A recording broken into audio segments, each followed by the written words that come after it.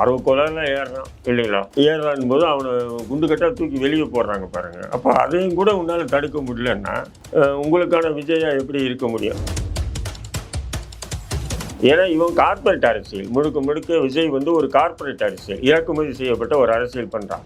இந்த அரசியலுக்கு நம்ம இனி துணை போனோம்னா நாளைக்கு வந்து இவன் ஆட்சிக்கே வந்துட்டா கூட மக்களுடைய குறைகள் மக்களுடைய பிரச்சனைகளை பற்றி இவங்ககிட்ட கொண்டு போக முடியாது. அப்போ சமூகத்து பிரச்சனைனா நீ ஏன் அரசியலுக்கு வர நான் கேட்பேங்க. சரி, திமுக ஒழிக்கணும்னு சொன்னால் அப்போ திமுக வந்து மக்கள் விரோத செயல்பாடுகளில் ஈடுபட்டு இருக்கு. தேர்தல் ஆட்சிக்கு வரதுக்கு முன்னாடி வாக்குறுதி கொடுத்தது, ஆட்சிக்கு வந்த பிறகு அந்த வாக்குறுதி நிறைவேற்றலை. அது எல்லா விஷயத்தையும் பொது வெளியில் நீ பட்டியலிட்டு பேசணும். நீ அது சொல்லிக்காது கொள்கை எதிரியாது அரசியல் எதிரி. ஆனால் எனக்கு இங்கே வந்து வருகின்ற 26 வந்து டிவிகேவா டிஎம்கேவா இன்னும் நீ ஓட்டத்தில் இறங்கலை. என்னென்ன அப்போ அதிமுகலாம் என்ன? அப்போ நீ வந்த உடனே இந்த கூட்டத்தை வச்சு முதல்வர் ரேஞ்சுக்கு நீ பேசுகிறேன்னு சொன்னால் உன்னை யாருன்னா இயக்குறோம் இல்லை உனக்கு எங்கேயே ஒரு அடிபட்டுருக்கணும் மண்டையில் அப்படின்னு தான் தோணும். நீ வந்து எங்களுக்கு வக்காலத்து வாங்காதேன்ற என்னுடைய கருத்தை அப்படிதான். ஏன் சொன்ன நீயே முஸ்லீம்களை தீவிரவாதியா பயங்கரவாதியா சித்தரிச்சு திரைப்படங்கள் எடுத்துவேன். நீ எனக்கு என்னடா வக்காலத்து வாங்குற? நீ எனக்கு எதிராக இருக்கும்போதே நான் யார்கிட்டையும் போய் உதவிக்கு வரலையே. நாங்களாக தானே தொடர்ந்து உன்னை எதிர்த்து போராட்டி இருக்கோம். எம்ஜிஆர் பேசும்போது கூட எந்த தலைவர் நின்னது இல்லைங்க. ஜெயலலிதா இரும்பு மணி பெண்மணின்னு வாங்க பயப்படுவாங்க. அந்த அம்மா பார்த்தா காலில் விடுவாங்க. அப்போ கூட வந்து அந்த அம்மாவில் வந்து எழுந்து நில்லுன்னு சொன்னது இல்லைல்ல. என்ன நீ என்ன பிடிங்கிட்ட இந்த தமிழ்நாட்டுக்கு மக்கள் பணி என்ன செஞ்சுட்ட? நீ இது நாள் வரையிலும் வந்து திரைப்படங்களை நடித்து பல கோடிகளை சம்பாதிச்சு உள்நாடு வெளிநாடுன்னு முதலீடு பண்ணி அதில் சொகுசாக வாழக்கூடிய ஒரு நாதாரி நீ. விஜய் மாநாடு அவர்கள் நடத்தி முடிச்சிருக்காரு. 2வது மாநில மாநாடு பெரிய அளவில் கூட்டத்தையும் திரட்டி காமிச்சிருக்காரு. இளைஞர்கள் எல்லாமே தன்னுடைய பக்கம் தான் அப்படின்றத நிரூபிச்சிருக்காரா சார்? இல்லை, அப்போது பார்த்தீங்கன்னா அந்த விஜய் மாநாட்டுக்கு வந்த இளைஞர்கள் அவ்வளோதான். ஒட்டுமொத்த தமிழ்நாட்டினுடைய இளைஞர்கள் அவ்வளோதானா? அது ஒரு 5% இல்லை ஒரு 10% இருக்கலாம், அவ்வளோதான். அதில் அவர் வந்து ஒரு சினிமா நடிகர், சினிமா பிரபலம், அதுக்காக கூடின கூட்டமே தவிர அவர் கட்சி ஆரம்பிச்சிருக்காரு அவருக்கு ஓட்டு போடுவோம்னு சொல்லி கூடின கூட்டம் இல்லாது. இன்னும் அவங்க வந்து கட்டமைப்பு உருவாக்கணும், இன்னும் களத்தில் ஸ்ட்ராங்காக நிற்கிறாங்களா அப்படின்னு மக்கள்கிட்ட எதிர்பார்ப்பு வரும். அதன் பிறகு தான் அவங்க அரசியலில் எப்படின்னு ஆரம்பமே குதிச்சா வானத்துக்கு பூமிக்கும் அது வேலைக்கு ஆகாது. இது போல் 2 மடங்கு கூட்டத்தை காமிச்சது தான் விஜயகாந்த். உங்களுக்கு தெரிஞ்சிருக்கலாம், அந்த வீடியோவில் கூட இப்போ ட்ரோல் ஆகிட்டு இருக்கு பாருங்க. அதே நேரத்தில் விஜயகாந்த் எல்லாம் வந்து மக்களோட மக்களாக செயல்பட்டார். விஜய் இன்ன வரையும் வந்து மக்களோட மக்களாக இறங்கவே இல்லை. நீங்கள் பார்த்தீங்கன்னா பவுன்சரோட பாதுகாப்பு தான் வராது. கேரவனில் தங்கி பவுன்சர் பாதுகாப்பில் தான் கேரவனில் தங்கியிருக்காரு. நீங்கள் பாருங்கள், எம்ஜிஆர் இல்லை, ஜெயலலிதா இல்லை, கருணாநிதி இல்லை, அண்ணா இல்லை. ஏன் இப்போ இருக்கக்கூடிய பிரதமர் மோடி, அமித்ஷா கூட கட்சியினுடைய நிர்வாகிகள் ஏற்பாடு பண்ணியிருக்கிற இடங்கள்ல தான் வந்து தங்குவாங்க. நீங்கள் பார்த்துருக்கீங்க இல்லைங்களா? கட்சி நிர்வாகிகள் ஏற்பாடு பண்ணியிருப்பாங்க. சில பேர் வீட்டுகளே ஏற்பாடு பண்ணியிருப்பாங்க, சில பேர் பெரிய ஹோட்டலில் ஏற்பாடு பண்ணியிருப்பாங்க. அங்கே தான் வந்து தங்கி அந்த நிகழ்ச்சியை அட்டென்ட் பண்ணுவாங்க. விஜய் என்னடான்னா இவனுக்குன்னு ஒரு கேரவன் உருவாக்கிட்டு அந்த கேரவன்லேயே தங்கி இருந்து அந்த கேரவனை சுற்றி பவுன்சர்கள் வச்சுக்கிட்டு இதெல்லாம் பார்த்தீங்கன்னா இது வந்து மக்களுக்கான அரசியலாக தெரியலையே. இது இன்னும் சினிமாத்துவம் அப்படியே இருக்கு இல்லையா? நான் சொல்கிறது யதார்த்தம் தான். எந்த தலைவராக இருந்தாலும் அந்த எந்த மாவட்டத்தில் நிகழ்ச்சி நடக்குது அந்த மாவட்ட கட்டுப்பாட்டில் போயிடுவாங்க. மாவட்ட தலைவர் தான் ஒரு ஸ்கீமை போடுவார். இங்கே தங்கணும் தலைவர், தங்கி இங்கேருந்து மேடைக்கு வரணும், எல்லாமே அது. இங்கே பார்த்தீங்கன்னா அதெல்லாம் ஒன்றுமே இல்லை. மாவட்ட தலைவருக்கு அந்த நிகழ்ச்சி ஏற்பாட்டாளருக்கு அந்த வேன் எங்கே நிற்கும் எப்போ வருன்றது தெரியாத அளவுக்கு தான் மர்மமாக வச்சுருக்காங்க இல்லைங்களா? ஏன் இப்படி ஒரு எல்லாமே சினிமா தான்? அங்கே பாருங்கள், குண்டு கட்டா ஒரு பையன் ஏறுறான், ஆர்வக்கோளாறுல ஏறுறான் இல்லைங்களா? ஒரு நடிகர் ஏறுறான் போது அவனை குண்டு கட்டா தூக்கி வெளியே போடுறாங்க பாருங்கள். அப்போ அதையும் கூட உன்னால் தடுக்க முடியலன்னா உங்களுக்கான விஜயா எப்படி இருக்க முடியும்? கொஞ்சம் நீங்கள் பார்க்கணும், இருக்கா இல்லைங்களா? இல்லை, அவரும் மனிதன் தானே, நம்ம எதுக்கு அவர் பக்கத்தில் போகணும் அப்படின்ற அந்த இளைஞர்களுக்கு ஒரு யோசனை இருக்கக்கூடாது. இல்லை, அது சினிமா மோகம் தம்பி. அது சினிமா மோகம் வந்து இப்போது படியேறும் பெருமாள் படத்தில் ஒரு நாய் நடிச்சு இல்லைங்களா? அந்த நாய் இறந்ததுக்கு அத்தனை ஊடகங்களும் தலைப்பு செய்தியாச்சு. அப்போ அதுதான் சினிமா மோகம். சினிமாவுடைய இது அது வந்து பார்த்திங்கன்னா விஜய்க்கு மட்டும் இல்லை, நயன்தாரா அங்கே போயிருந்தாலும் சரி, கீர்த்தி சுரேஷ் போனாலும் சரி, த்ரிஷா போயிருந்தாலும் சரி, ஏன் காமெடி நடிகர்கள் போயிருந்தாலும் சரி, இப்போ இருக்கக்கூடிய மெயின் நடிகர்கள் போனாலும் சரி, இது போல் கூட்டம் கூடுவது இயல்பு. அந்த கூட்டத்தை வச்சு அரசியலாக பேசுகிறாங்க பற்றில. இனி நிறைய சோசியல் மீடியாவில் வந்து என்ன பண்ணுறாங்க, விஜயை பார்த்து திமுக பயந்துச்சு, விஜயை பார்த்து அதிமுக பயந்துச்சு, விஜயை பார்த்து பாஜக பயந்து, இப்படியே சில பேர் வந்து ட்ரோல் பண்ணுறாங்க. அது இப்படியெல்லாம் பண்ணக்கூடாது. அப்படி என்ன கூட்டம் வந்து சரி, அது விஜய்க்கு வந்தது, நீங்கள் சொல்கிறீங்க 4 லட்சம் இல்லை 5 லட்சம்ன்றீங்க. இந்த 5 லட்சம் பேர் ஓட்டு போட்டால் அவர் வெற்றி பெற்றுவாரா? நான் கேட்குறேன், முதல்வர் ஆகிட முடியுமா? 2 தொகுதியில் வெற்றி பெற முடியாது. சரி, இந்த 5 லட்சம் இல்லை இன்னொரு 10 லட்சம் பேர் வீடியோவை டிவியில் பார்க்குறான், மொத்தம் ஓட்டு போட்டால் ஜெயிக்க முடியுமா? முடியாது இல்லையா? இந்த இயல்பான அரசியலை பற்றி பொது வெளியில் யாருமே பேச மாட்டேன்றாங்க. புரியுதுங்களா? எனக்கு திமுக பிடிக்காதுன்றதுக்காக விஜயை வந்து நம்ம வந்து தேர்ந்தெடுக்க முடியாது. எப்படி விஷத்தை விட சைனடு சிறந்ததுன்னு சொல்ல முடியுமா? ஏன்னா இவன் கார்ப்பரேட் அரசியல், முழுக்க முழுக்க விஜய் வந்து ஒரு கார்ப்பரேட் அரசியல், இறக்குமதி செய்யப்பட்ட ஒரு அரசியல் பண்ணுறான். இந்த அரசியலுக்கு நம்ம இன்னைக்கு துணை போனோம்னா, நாளைக்கு வந்து இவன் ஆட்சிக்கே வந்துட்டா கூட, அப்போ வந்து பார்த்தீங்கன்னு சொன்னால் இங்கே மக்களுடைய குறைகள், மக்களுடைய பிரச்சனைகளை பற்றி இவங்ககிட்ட கொண்டு போக முடியாது. புரியுதுங்களா? அப்போது இவன் என்ன பண்ணுவான், சட்டத்தை ஏற்றிட்டு அவன் பாட்டுக்கு போயிட்டே இருப்பான். புரியுதுங்களா? அப்போ அது போன்ற அரசியல் ஆபத்தான அரசியல். புரியுதுங்களா? அப்போ விஜய் வந்து ஒரு ஆபத்தான அரசியலை தமிழ்நாட்டில் வந்து அறிமுகப்படுத்திட்டு இருக்காப்புல, தொடர்ந்து அதை இது பண்ணுறாங்க. அதுக்கு சில பேர் வந்து என்ன பண்ணுறாங்க, ஐயோ விஜய் தான் விஜய் தான் விஜய் தான்றாங்க. விஜய் எல்லாம் ஒன்றுமே இல்லை. இதை விட பன்மடங்கு கூட்டம் கூடி மாஸ் காட்டின சிரஞ்சீவி எல்லாம் ஆல் அட்ரஸ் இல்லாமல் போயிட்டான் இல்லைங்களா?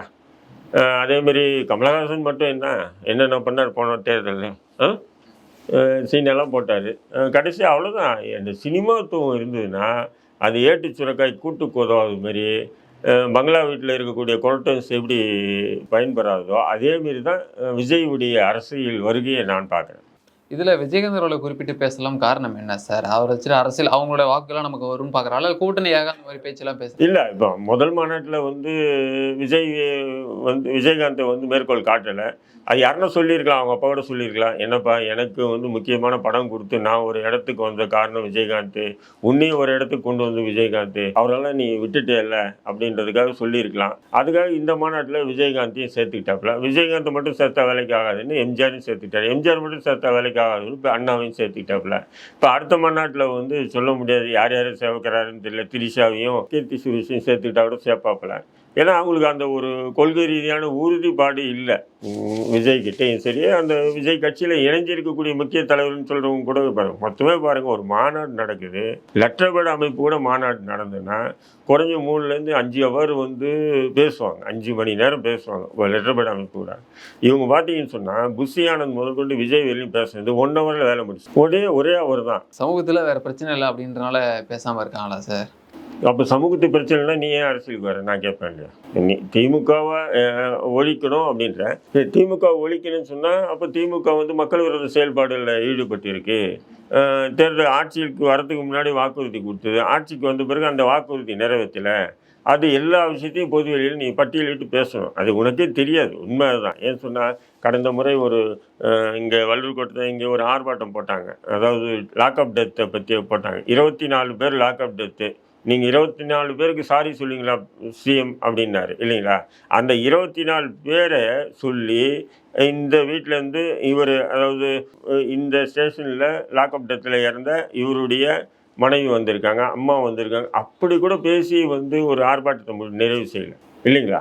அப்போது ஒன்று நீ எழுதி வச்சுட்டு தான் வரேன், உனக்கு எழுதி கொடுக்குறதுக்கு நிறைய பேர் இருக்காங்க இல்லைங்களா? அது இதெல்லாம் வந்து இன்றைக்கி சின்ன பசங்களை கேட்டால் கூட டேட்டா எடுத்து கொடுத்துருவாங்களா அப் டு டேட்டு? நீங்கள் வந்து இந்த 24 பேருடைய எந்தெந்த ஸ்டேஷனில் லாக்அப் டெத்தில் இறந்தாங்க, எந்தெந்த ஜெயிலில் இறந்தாங்க, அவங்களுடைய தாயார் யார், தந்தை யார், இப்போ யார் இருக்காங்க, இப்போ யார் பராமரிப்பு, இது எல்லாம் சோசியல் மீடியாவில் இன்றைக்கி இருக்குது இல்லைங்களா?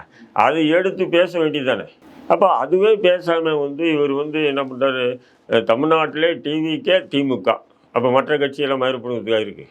சொல்லுங்கள் சார், நானே சொல்கிறேன், எல்லா அரசியல் கட்சிகளையும் இருக்குது, நாங்கள் இறங்கி இருக்கோம், இப்போது நாங்கள் வந்து ஆளுங்கட்சி திமுக எதிர்த்து தான் நாங்கள் அரசியல் பண்ணுவோம் அப்படின்னு பேசணும். இங்கே தமிழ்நாட்டில் வேறு எந்த அரசியல் கட்சியும் இல்லாத. அரசியல் ரீதியாக எதிரி வந்துட்டு இங்கே திமுக தான், கொள்கை எதிரினா அங்கே பாஜக. இல்லை, நீ அது சொல்லிக்காது கொள்கை எதிரி, அது அரசியல் எதிரின்னு. ஆனால் எனக்கு இங்கே வந்து வருகின்ற 26 வந்து டிவிகேவா டிஎம்கேவா இன்னும் நீக்கு ஓட்டத்தில் இறங்கலை. என்னென்ன அப்போ அதிமுகலாம் என்ன, அதிமுகவுக்கு வந்து கடந்த முறை வந்து பாஜக கூட்டம் இல்லாமல் தனித்து நின்று 1.25 கோடி ஓட்டு வாங்கினாங்களா இல்லையா அவங்க? ஆனந்தப்பட்ட எம்ஜிஆர் ஜெயலலிதா ஆளுமைகள் இல்லாமலே எடப்பாடி தலைமையிலே வந்து பாராளுமன்ற தேர்தலில் அவ்வளோ வாக்குகள் வாங்கியிருக்காங்க. அப்போ அவங்களெல்லாம் நீ வந்து ஓட்டு இப்போ சீமான் தனிச்சே நின்று வாங்குறாரு, அதையும் நீ அப்போது என்னன்னா ஆணவம். அவ்வளோதான், நான் மட்டும்தான் இங்கே, புரியுதுங்களா? மற்ற கட்சிகள் வந்துட்டு வாக்கு சதவீதம் கிடையாது. இப்போ நான் வந்துட்டு எனக்கு வந்துட்டு 33% இருக்கு. ஏன்னா நாங்கள் தேர்தல் யார் சொன்ன 33%? யார் சொல்லியிருந்தாங்க? நானும் சொன்னேன், ஆதவ அர்ஜுன சொல்லிட்டான். அதனால தான் அவங்க வந்துட்டு ஒரு நம்பிக்கையில் இருக்காங்க, நாங்கள் தான் அடுத்தது. என்ன தம்பி நான் சொல்கிறேன், இங்கே தமிழ்நாட்டில் வந்து அரசியல் வேறு, புரியுதுங்களா? நீ 67 அரசியல் பேசுகிற, 67 வந்து தேசிய கட்சி மட்டும்தான் ஒன்றே இருந்தது. அந்த தேசிய கட்சி தேர்தல் நேரத்தில் வந்து எப்படின்னா மக்களை சந்திக்க மாட்டாங்க. தேர்தல் அறிவிப்பாங்க, வேட்பாளர் அறிவிப்பாங்க, ஓட்டு விழுந்துடும், மக்கள் ஓட்டு போட்டுருவாங்க. அதை மீறி திமுகன்னு ஒன்று ஆரம்பிக்கிறாங்க. தாழ்த்தப்பட்ட ஏரியாலெல்லாம் வந்து வேட்பாளர் போயே இருக்க மாட்டாங்க. ஆனால் இவங்க என்ன பண்ணாங்க, தலித் தெருவுகள்லையும் தலித் மக்கள் வீடுகள்லையும் போய் ஓட்டு போடுங்கன்னு வணக்கம் சொல்லி ஓட்டு கேட்டாங்க. அது மட்டும் இல்லாமல் பிற்படுத்தப்பட்ட மக்கள் மத்தியில் போய் இறங்கி ஓட்டு கேட்டாங்க. என்னடா ஒரு புதுசாக இருக்குது, இதுக்கு முன்னாடி வந்து வேட்பாளரை நின்று யாரும் நம்மளை நாடி கூட வர்றது இல்லை, இவங்க நம்மளை நாடி வராங்களே, இவங்களுக்கு போடுவோம்னு சொல்லி ஒரு மாற்றத்தை ஏற்படும். இந்தியாவிலே வந்து பார்த்தீங்கன்னா திமுக மட்டும், அதாவது ஒரு மாநில கட்சி உருவானது தமிழ்நாட்டில் மட்டும்தான் முதல்ல 67. நீ அதை மேற்கோள் காட்டுறேன்னு சொன்னால் இன்னைக்கு 2026, இன்னைக்கு இருக்கிற அரசியல் வேறு. தமிழ்நாட்டில் வந்து பார்த்தீங்கன்னா திமுகவுக்கு ஓட் பேங்க் இருக்குது, அது மாறவே மாறாது. அதிமுகவுன்னு ஓட் பேங்க் இருக்குது, அதுவும் மாறாது. இருக்கா இல்லைங்களா? காங்கிரஸுக்கு இருக்குது, பிஜேபிக்கு அதுமாரி, அது மாறாது. அதேமாரி விசிகாவுக்கு இருக்குது, பாமக இருக்குது, அது மாறாது. அதில் ஒன்றும் அவர் 1/2%, 1/4% மாறும், முன்ன பின்ன ஆகுமே தவிர மாறாது இல்லையா? நாம் தமிழ் கட்சிக்கு இன்னும் ஓட் பேங்க், எல்லாருக்குமே ஓட் பேங்க் இருக்குது, இருக்கா இல்லைங்களா? Vote bank. இதை மீறி நீ களத்தில் இறங்குறன்னா இதுலேருந்து 0.5%, 1% இதுலேருந்து வந்து நடுநிலையாக கொஞ்சம் பேர் இந்த மாதிரி இந்த சினிமாத்துவத்தை, அதாவது ரசிகர்களாக இருந்து மாறக்கூடிய நபர்கள் கொஞ்சம் வாக்குகள் மாற வாய்ப்புகள் இருக்கே தவிர நீ வந்து இன்னும் புதுசாக அதிகாரத்துக்கு வந்துடுவேன், அதாவது முதல்வர் ஆகிடுவேன்னு கனவுல சுத்தறிய, இதெல்லாம் கொஞ்சம் கனவு கூட காண முடியாதாடா. அரசியலில் வந்து நீ வந்து தொடர்ந்து கேட்டால் இந்த கூட்டத்தை பாருங்கள். பாமக வந்து இந்த சித்திரை திருவிழா நடத்துகிறாங்க, இதோட 3 மடங்கு கூட்டத்தை காட்டுறாங்க, பார்க்குறீங்களா இல்லையா? விடுதலை சிறுத்தை கட்சி வருஷத்துக்கு 5 மாநாடு நடத்துகிறாங்க, பார்க்குறீங்களா இல்லையா? அவங்களாம் முதல்வர் ஆகிட்டாங்களா? சொல்கிறேன், கூட்டத்தை பார்த்து முதல்வர் ஆகணும்னு சொன்னால் விடுதலை சிறுத்தையெல்லாம் வருஷத்துக்கு 10 கூட்டம் 5 கூட்டம் மாநாடு அசால்ட்டாக போடுவாங்க. அவங்க கூட்டம்லாம் பாருங்கள் அலையும் போதும். பாமக அதேமாரி பாருங்கள், சித்திரத்திலும் அப்படி கூட்டம் இருக்குது, பார்த்தீங்களா இல்லையா? விஜய்க்கு கொடுக்குற மீடியா ப்ரொஃபஷனெல்லாம் அங்கே கொடுத்தா இன்னும் எங்கேயோ போயிருக்கும், ஆனால் கொடுக்க மாட்டாங்க மீடியா. இந்த சினிமா துவத்துக்கு தான் முக்கியத்துவம் கொடுக்குறாரு மீடியா. அப்போ அந்த கூட்டம்லாம் எப்படி இருந்திருக்கும்? அப்போது எல்லோரும் முதல்வர் ஆகிட்டாங்களா? ஆக முடியல. அப்போ நீ வந்த உடனே இந்த கூட்டத்தை வச்சு முதல்வர் ரேஞ்சுக்கு நீ பேசுகிறேன்னு சொன்னால் உன்னை யாருன்னா இயக்கணும், இல்லை உனக்கு எங்கேயே ஒரு அடி பட்டிருக்கணும் மண்டையில் அப்படின்னு தான் தோணும். ஸ்டாலின் அவர்களே அங்கிள் சொல்லி பேசியிருந்தாரு. இவர் வந்து தன்னை ஒரு தாய் மாமனாக நினச்சிட்டு இருக்காங்க, எல்லா ஒரு குடும்பத்திலையும் இருக்கேன் அப்படின்ற மாதிரிலாம் சொல்லிட்டு இருக்காரு சார். எல்லாத்துக்கும் ரியாக்ஷன் கொடுக்குற திமுக வந்துட்டு இப்போ அங்கிள் சொன்னதுக்காக எந்த ஒரு ரியாக்ஷனுமே ஸ்டாலின் தரப்புலேருந்து, திமுக தரப்புலேருந்து பெரிதாக இல்லையா சார்? எப்படி சார் பார்க்குறது? இல்லை, அது அவங்க அப்படி விட்டுட்டாங்க, அங்கிள் தானே கூப்பிட்டாங்க. இவங்க அப்படி தான் கூப்பிட்டு இருப்பாப்பில். ஏன் சொன்னால் நேரில் சந்திக்கும் போது அங்கிள் எப்படின்னு சொல்லி, ஏன் சொன்னால் ஆரம்பத்துலேருந்து நட்பாக தானே இருக்காங்க. அப்பாலாம் வந்து கலைஞர் தானே அவருடைய எஸ்ஏ சந்திரசேகர் திருமணத்தை நடத்தி வச்சுருக்காரு. அப்படி ஒரு நட்பு இருக்கும்போது அங்கங்கள் கூப்பிட்டு பழக்கம் இருக்கலாம். அதை வந்து அரசியல் மேடையில் பேசியிருக்கக்கூடாது, தவிர்த்திருக்கணும். ஏன்னா இப்போ நீ வந்து எனக்கு டிவிகேவா டிஎம்கே தான் எதிரின்னும் போது நீ அங்கிள்னு வந்துருக்கூடாது, முதல்வராக நானா அப்படின்னு தான் பார்க்கணும் இல்லைங்களா? அதுதான் அரசியல். அதை விட்டுட்டு நீ இயல்பாக கூப்பிடக்கூடிய அங்கிள்னு கூப்பிட்டுருக்கேன்னு சொன்னால் அதான் ஏதோ ஒரு ட்ரெண்ட் பண்ணணும்னு சொல்லி ஓட்டிகிட்டு இருக்காப்புல தவிர. இப்போ உனக்கு என்ன பண்ணுறாங்க சில பேர், ஆண்டி வந்திருந்தாங்க, எந்த ஆண்டி? விஜய் அம்மா. ஏன் ஆண்டின்னு சொல்கிறீங்க அவங்கள? அப்போ ஆண்டி தானே அவங்க அப்படின்னு செந்தில்வேல் வந்து பேசியிருக்காப்புல இல்லைங்களா? அப்போது நீ அங்கிள்னு சொன்னதால இப்போ ஆண்டின்ற, ஆண்டி தான், இவரும் அங்கிள் தான், அவங்களும் ஆண்டி தான், தாத்தான்னே சொல்லலாம் முதல்வரை. இது அவ்வளோ வயசு இருக்குது. அதேமாரி வந்து இவங்கள பாட்டின்னே சொல்லலாம் விஜய் அம்மாவை. அவங்களும் வந்து என்ன பண்ணுறாங்க, அவ்வளோ வயசு இருக்குது. இருந்தாலும் இந்த குடும்ப விஷயங்களை எடுக்கக்கூடாது, அரசியலாக போகணும். சார், இங்கே மோடி அவர்கள் வந்துட்டு இஸ்லாமியர்கள் எதிராக செயல்படுகிறார் அப்படின்னு சொல்லி கருத்து வச்சிருக்காரு. எங்களோட பார்வை என்ன அதில்? நானும் சொல்கிறேன், மோடி வச்சிருக்காரு, மோடி பாஜக வச்சுட்டு இருக்குது, அது தொடர்ந்து நம்ம எதிர்த்துட்டு இருக்கோம், களமாடிட்டு இருக்கோம்.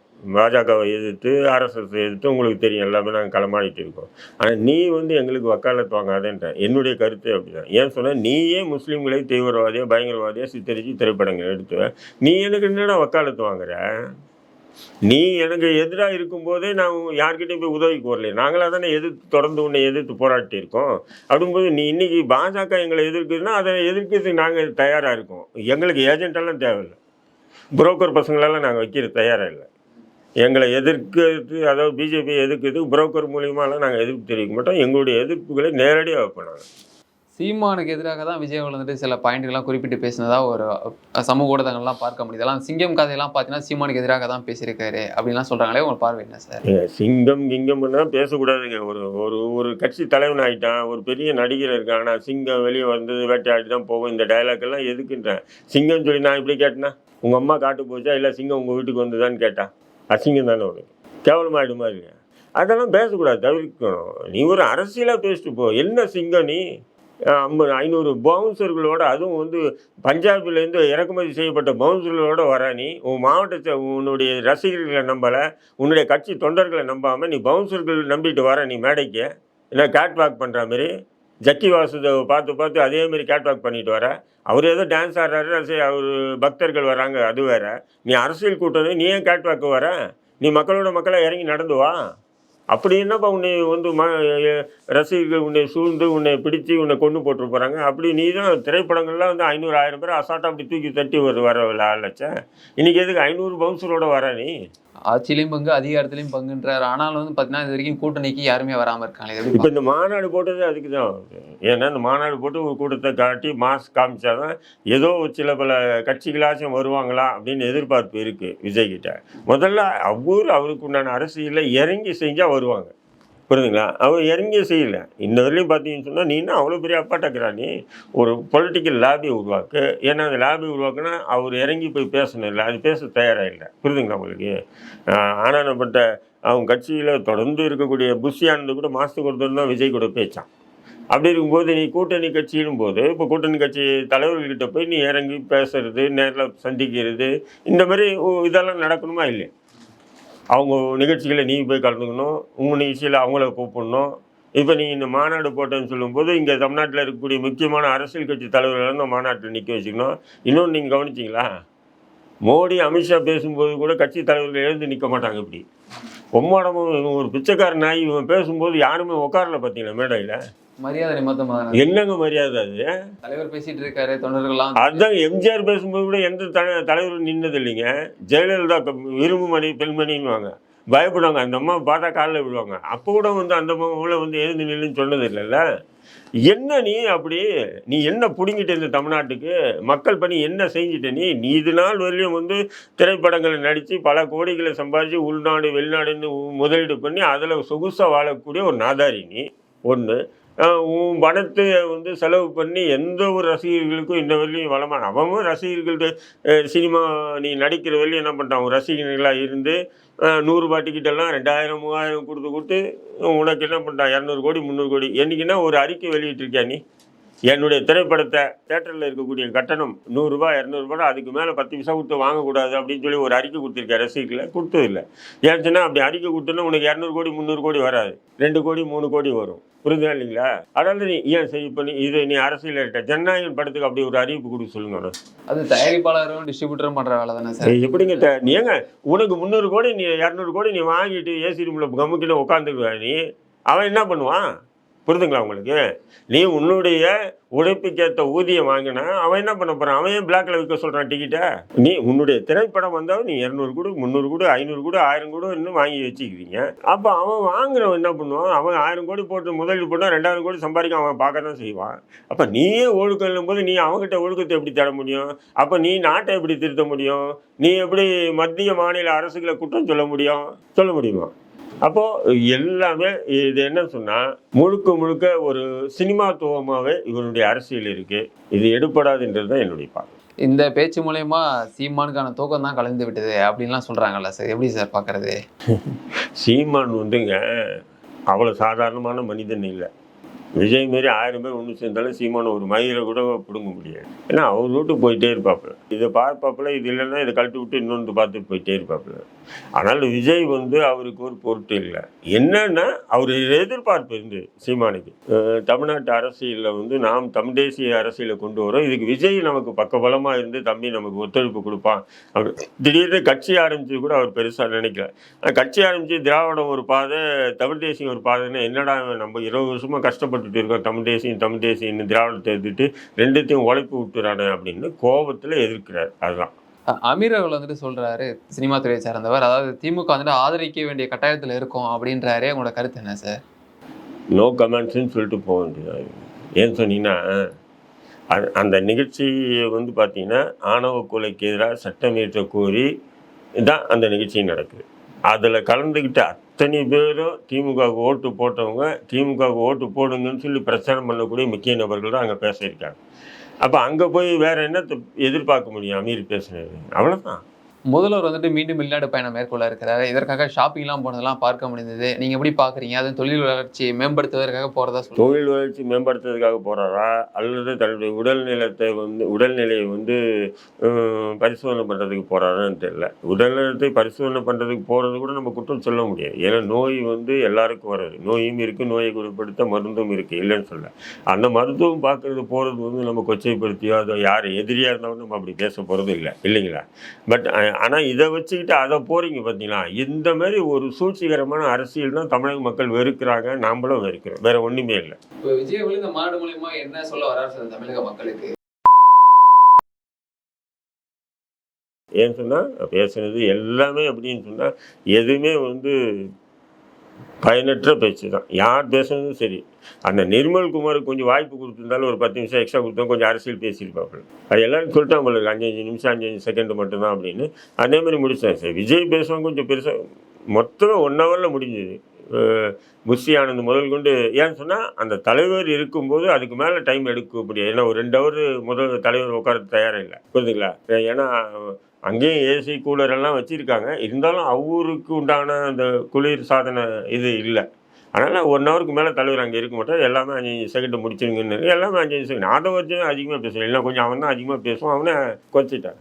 ஏன் அப்படி ஒரு அரை மணி நேரத்தில் ஒரு மாநாடியே முடிஞ்சு போகிற அளவுக்கு? ஏன்னா காலையிலேருந்து நைட்டிலேருந்தே காத்திருந்த இளைஞர்கள்லாம் பார்க்க முடியும், தொண்டர்கள்லாம் காத்திருந்ததாக சொல்கிறாங்க. பல மாவட்டங்கள்லேருந்து நாங்கள் வந்திருக்கோம் அப்படிலாம். சரக்கு இல்லைம்மா அவங்ககிட்ட, அவ்வளோதான் சரக்கு.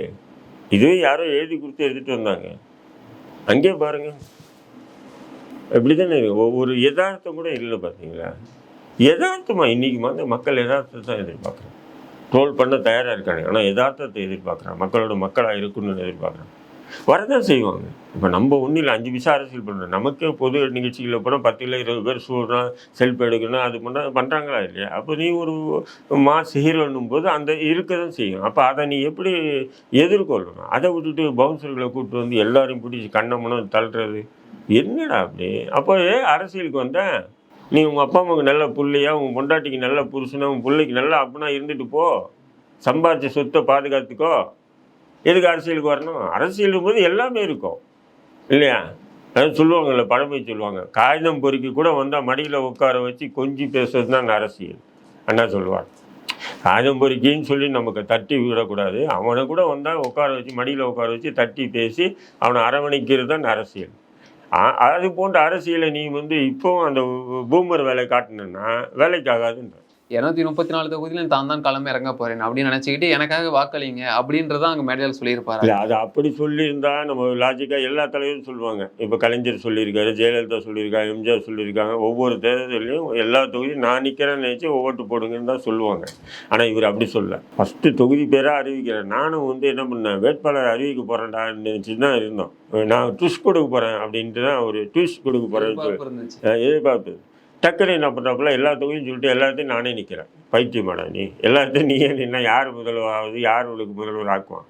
இப்படி சொல்லலாம். இந்த 234 தொகுதியில் நான் வேட்பாளர் நிப்பாட்டுவேன், அவங்களுக்கு ஓட்டை போடுங்க, எல்லா தொகுதியிலும் நான் நின்னதான் நினச்சி ஓட்டு போடுங்க அப்படின்னு. அதான் சீமான் சொல்கிறாரு இல்லையா, இந்த முகத்தை பார்த்து போடுங்கன்றாரு. இந்த முகம் அடுத்த தேர்தலில் ஒரே முகமாக இருக்குமா? மாறதான் செய்யும்.